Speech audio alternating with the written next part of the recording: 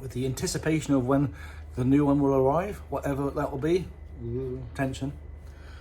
But very briefly, I'd like to tell you. And then there was one. So I took it to the dealership today and paid myself out of it with the anticipation of when the new one will arrive, whatever that will be. Tension. But very briefly, I'd like to tell you what having that GS meant to me, if anybody's considering one, or if anybody's got one and feels the same. If you want to find out what that is, keep watching. If you don't.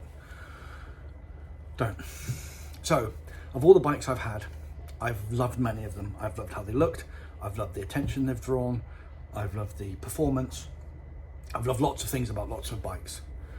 But there was only ever one I loved being on, and it was that GS. Now that GS has done so much for me in a weird way. So a year ago, I was still in my last role before I took on my business, and I started doing coaching videos on my motorbike called Motorbike Thinkings. And that started me filming videos, which then started a whole stream of videos, which started a channel, which then got to 23,000 subs and allowed me to do my business. So if it wasn't for that GS and having a motorbike where I could confidently sit and talk, I probably would never have done the videos. So it helped me with that. My father lives down in North Devon, so 100 miles away, and I would go down to see him for the day for a bag of chips, literally a bag of chips.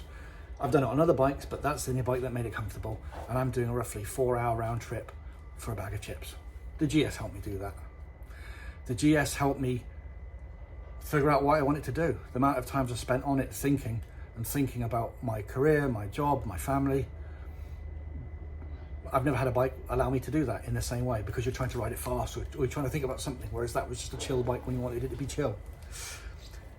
My adult son has recently moved to the area, and he wasn't really into bikes, but now he's going to get a bike because of the amount of time he spent on the back of that bike, and we got to spend time together and go to cool places, and he could see what a motorbike can bring to your life.